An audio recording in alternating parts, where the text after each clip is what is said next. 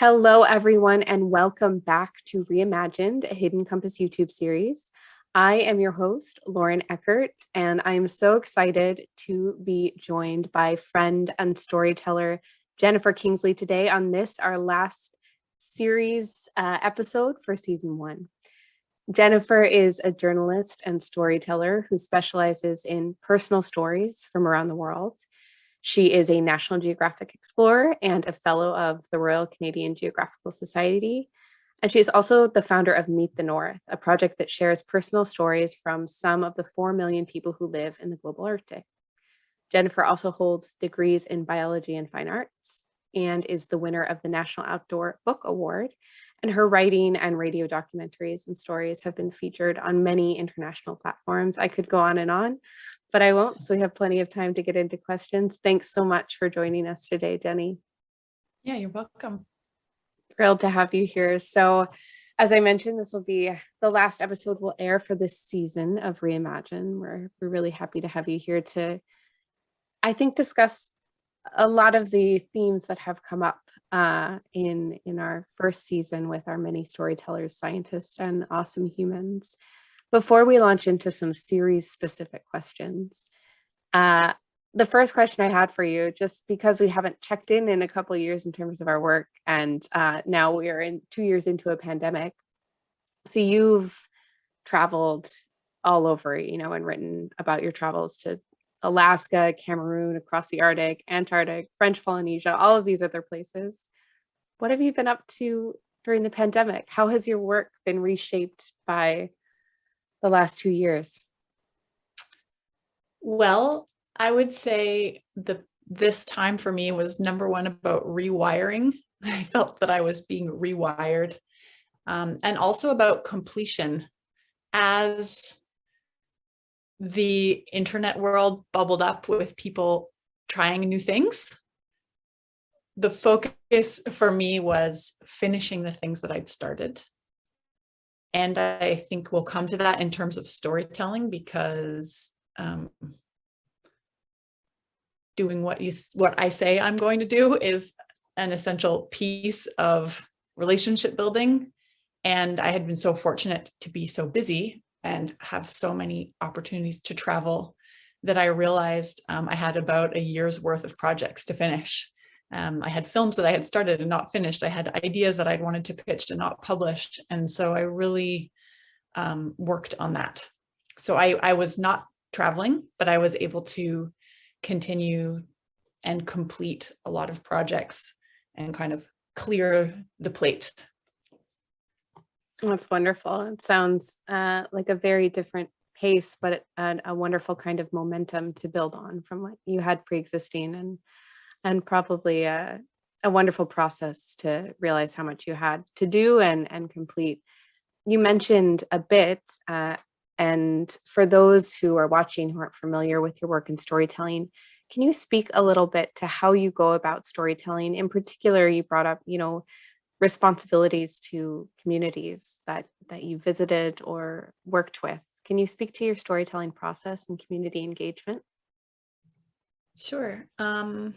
I am a very process-oriented person, and that comes through in my storytelling. So I have been so curious about, I think there's a lot of emphasis on, we say like the stories we tell, and what are they and where should they be and who should tell them and all of that. But also, how did we find them? Like, how did we find those ideas in the first place? And what tools were we accessing for that? And to me, experimenting with storytelling, I found it very interesting to try and disrupt that, which doesn't have to be anything complicated. And it's not about doing, anything that's never been done before. But I would say the main driving methodology for my storytelling in the last few years has been asking for recommendations. So trying to travel and work without story ideas until I ask people what stories they would like to tell, and also who they think I should meet next, and then who they think I should meet next. That was the driving force for the Meet the North project that you mentioned, which lasted for 3 years. And I had the honor to visit 6 different Arctic countries And I didn't want to visit all 8 on purpose because I didn't want anyone to ever think that I was ever trying to say anything about that completion concept. There was nothing about that project that was about going to the whole Arctic. It was about one person at a time, zooming in instead of zooming out, trying my best and trying to confront my own bias, which is a lifelong process, but like that, what is it like if you are learning to stop asking people to stand in for other people and only to stand for themselves and to be an individual and to have the story focus on that and on the uniqueness that comes with every single individual. So it was, who do you think I should meet next? And who do you think I should meet next? And who do you think I should meet next? And I don't know that my work will always be so explicitly like that. But in most cases now for me, when someone says, this is what I want to talk about, then that's enough. Like, I don't see any other reason to take it any further than hearing that it's important to the person that's it. That's kind of all you need. What a beautiful description and process. I mean, it's such an enriching way to tell stories, but to learn about opportunities, to learn that stories even exist. I think, I have perhaps discussed in the past that in modern Western society, however you want to refer to it, there's a lot of focus on product. I certainly feel this as a graduate student. There is so much emphasis on product over process. And I think increasingly, and partially, due to the leadership of folks from beyond Western cultures, Indigenous scholars and other leaders, we're being invited back into process and recognizing that is a vast majority of the journey when it comes to, beginning and completion. And there's so much in there that is vital to capture and engage in. And so your work is a wonderful example of one way to do that in a world that is so product focused, I think, to its own detriment. So thanks for honing in, giving us a little detail on that before we launch into other questions. On that same vein, talking about process, however you may want to see it, I find I vacillate between the two. I think it's because I'm an American living in Canada. Like, I will go back and forth without really even any recognition. Do you have any current projects or recent projects that you're focusing on, or are you still in that phase of sort of completion of pre-existing projects? I do have a couple of new projects. Exciting for me anyway. I've just started working with Pristine Seas, which is a project that's kind of its own project, but housed within the National Geographic Society. That's about creating protected areas in pristine areas of the ocean around the world. And a group of people that are now very interested in expanding their community storytelling, community engagement, relationship. I think of it as how to be a good outsider kind of methodology. And I'm starting working with them for at least the first half of this year on a project in Canada that's yet to be finalized, but that's one thing that I'm working on. And for a long time, my work has been sponsored by Lindblad Expeditions and will continue to be this year after a pandemic pause. So that's also, for me, a way to go, like, when I started with Meet the North, if we use that as an example, in 2015, I did have a real question, like, is there still a space for outsiders as storytellers that I'm comfortable occupying? Does that exist? And I believe it does exist.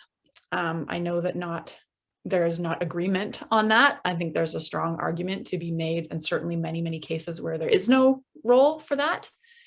I believe that there is still a role for that. I believe that meeting new people and working on stories and continuing to develop that as my craft, I believe that that can be a constructive part of reconciliation, and that is what I'm called to do. And so that's still kind of the vein that I'm on, though.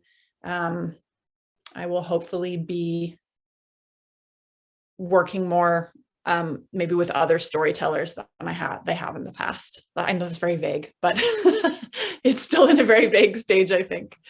I totally get it. That's incredibly exciting. The Pristine Seas project is a really, really neat collaboration, and sounds like many awesome opportunities are going to come from that. Oh, I warned Jenny that the dogs would be barking as we had this conversation. Okay. Yeah. All listeners are well aware of this. Yeah. But I'm struck by your commentary about, and really glad you included this commentary about being a good outsider, and the conversation about whether there is a place for outsiders in these storytelling places, particularly because I just want to reiterate for the listening audience that this is also a conversation that is happening in science. In particular, we've talked with other folks about parachute science, scientists who show up with agendas, and yeah, so really similar conversations are happening amongst scientists who are beginning to recognize not just our positionality and our biases that we will spend a lifetime re-examining and hopefully deconstructing, and that there's a history of this parachute science in which scientists have treated communities as others and in exploitative manners. And there's an ongoing conversation about whether there's still value to that, whether it should occur that scientists act as outsiders. And I think in some cases there isn't, and in some cases there is. And it is also an unsettled conversation, I think, as it should be. I think that's appropriate. So I just wanted to thank you for raising that for listeners, and also to reflect that that's the case across a lot of disciplines and callings and crafts. This deep reconsideration of who is doing the work, how they can be in community and be in reciprocity with those who are ultimately, uplifting or supporting the work that they are doing. So yeah, thanks for that. And I mentioned when I said that, like, being a good outsider, and you asked me what I did in the pandemic. And one of the things I did was work through this book, which nice. will probably be familiar to some of your audience, Me and White Supremacy, written by Layla F. Saad, and which I highly recommend. Mm-hmm. And she talks about being a good ancestor. And I realized when I say being a good outsider that it certainly echoes of that. So I didn't say that without recognizing this work, which is super important and easy to find. Wonderful. We will hyperlink that in the show notes, as well as including links to Layla's social media as well, because I won't say there was any silver lining to the pandemic. I don't see a value in that, but I will say that it was a time for reflection, in particular, hopefully an invitation for folks, especially whose positionality is as white or settler, non-Indigenous peoples working in these spaces and existing on the planet, an invitation to some deep consideration, some deep reflection in the pause that I think to some degree many of us experience. So a wonderful contribution to the conversation, and a foundational aspect of the conversation about being a scientist or storyteller in a complicated world, where we come into it with many biases, both as byproducts of our social constructs and our ancestors. So yeah. Well, and I wanted to say too, in terms of like my work, and we've been talking about things I did a few years ago, and there's lots of things I did a few years ago that I wouldn't do now. But that's okay. Yeah. And if that's not okay, then I'll just be frozen and I won't do anything.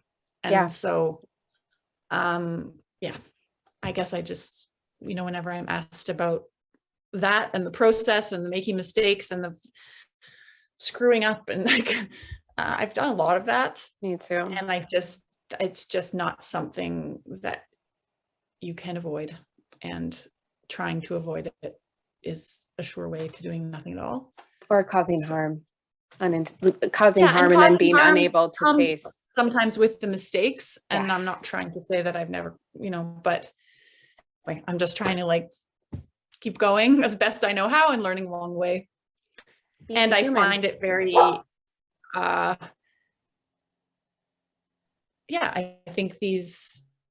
think for me, it's also always important to remember like that I know that I have been invited to tell stories that I have told. I also think transparency about mistake making is vital. I reflect on this. I won't speak for your communities and institutions, but in academia, there is often a real restraint, a restriction of sharing mistakes and failures, and an overabundance of sharing of successes, especially when it comes to the published word. You know, there's very little conversation about process often in peer-reviewed journals, and at least beyond methods in terms of like who was engaged and how they were engaged. And there's also very little discussion of mistake making, and especially as an outsider in various spaces, it's so fundamental to walk into those spaces and move through those spaces with deep desire not to make mistakes, but recognition that I'm a human and I will. And I'm a human who has like, you know, walked into this world with a laundry list of biases that I will have to continue to work through. And being willing to talk openly about those mistakes, I think, can at least be part of the process of avoiding repeating them, but also, you know, mentoring folks who are entering those fields, so perhaps they don't have to replicate your exact mistakes. And so I think having in communities where we can talk openly about mistakes made is really important, while also doing the requisite work to acknowledge and attend to any harm caused. Like it's this, you know, I don't want to say I excuse all my own mistakes, but that I can acknowledge them and learn from them, and hopefully talk about them with other people, so that we can live in a world where we know we're all human. Yeah. It's challenging though. It's emotional work, no matter how you're doing it, scientist or storyteller. So launching from here, the Reimagined series across the season has sort of toggled between three overarching themes. And those themes are the reconsideration of commonly used words or phrases or practices with heavy and violent histories. Second theme is how we might imagine new worlds arising, what new futures might look like. And the third is escaping, how we as storytellers or scientists or people escape comfort zones towards doing our work in better, you know, more vulnerable ways in this world. And all of these topics I feel are directly relevant to the conversation we've already had, and to your work and how you move through it. I wanted to ask you really briefly, because it's a theme that's come up across conversations we've had on this season, about words like exploration, discovery, frontiers. And these are all, I mean, you may have different opinions on each of these. But these words, you know, are often labels affixed to us when we get particular grants or are engaged with a particular society, like National Geographic, for instance. And I think there's a lot of disagreement about what to do with words like that, given that their historical baggage lies with, you know, folks who committed violent atrocities against non-white people or Indigenous peoples, etc. So I'm interested in your thoughts on words like exploration, what to do with those. Well, if I think about the explorer, exploring, exploration, I think I am more comfortable with it as a verb than a noun. As a verb, it's like you're doing something, you're looking, you're learning. I think when you say exploring, there's an understanding that it's not for the first time, it's maybe just for you. You know, little kids are exploring the garden, people are off exploring in space. I think that that's the nature of language, that when it's a verb, it's an action word. And when it becomes a noun, it's fixed and it sits there in the sentence, and it has a kind of stationary quality. And I'm less comfortable with that. I love So, that you bring that up. This is something that's several folks have had similar commentary on, is that when explorer becomes identity, it feels really different and perhaps more dangerous than when it is verb. Carry on. I jumped in. No, that's, I think, yeah, I mean, I suppose I tend to think of it kind of grammatically, Yeah.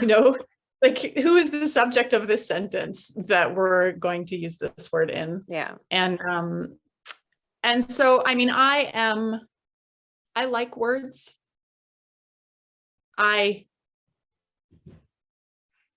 don't like to throw them away. Like words they have a story of their own. They have a history that's like, words are sort of like crystal around which a history can gather. And so I think as much as we have to be careful which words we use, I think we have to be careful which ones we also chuck. For sure. So yeah, I think that just for me, thinking about it as an action is kind of like, what are you doing? What are you doing with this concept? That I like to, I have words that I would use in certain ways, but not others. Yeah. Wonderful. And a lot of flexibility built in there. Like perhaps even in asking the question, in different contexts, different words are going to be more or less appropriate or more or less harmful. And that is the wonder and challenge of all languages.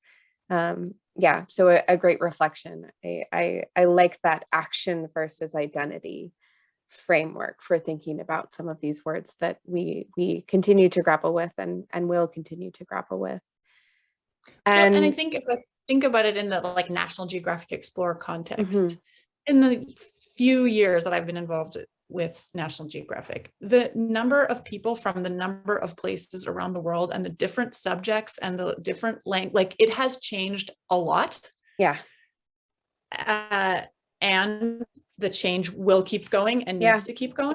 Yeah. But I think it's also to be mindful of, like, if you had something that was a label that had meaning that people were proud of, then if there are more and different people who would also be included under that and have the sense of pride, like, what is it to then take the label and say, oh, we're not using this anymore?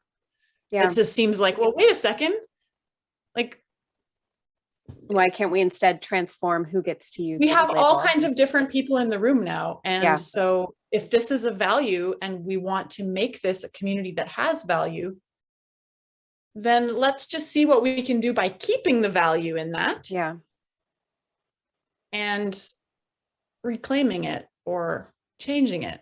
Yeah. Or not. I don't know. Yeah. But it's just something that bears consideration, because I think sometimes it's like the people who have had these labels for longer in terms of their position in society, they're like, this has become offensive. Well, for who? Yeah. I don't know, but it's a question that I think we need to ask, and probably I wouldn't be the one to answer the question either. Totally. A really, really valuable addition to what you had already shared about your take on it, because I totally agree. Like, we have watched these spaces transform. They need to transform more to be even more inclusive systemically and of the individuals within them. And ultimately, the folks who lead the decision about what descriptors are appropriate for a community and whether words are too heavy in their violence are those who have suffered the most from that violence. And so those folks will be the ones to answer those questions, and not people at the top of the pyramid, white folks who've long held access to words like this, sitting in a room making top-down decisions. I think that's I love that contribution to the conversation. Wonderful. So I'm cognizant of time. I know you probably have a million things to do, and I'm very grateful for this conversation thus far. I wonder if we could end by, I frequently ask at the end of episodes, and hope to compile all of these because they've been so wonderful, what future the folks I'm talking to dream of. Now, this can take any form, for yourself, for the world, for storytelling. What future are you currently dreaming of? Listening more and talking less.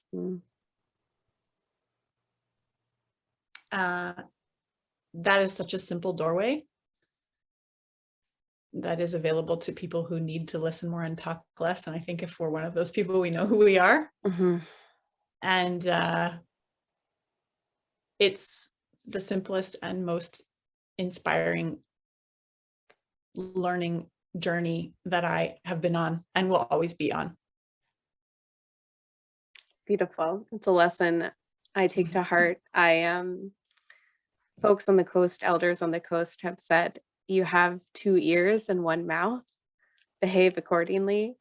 Mhm.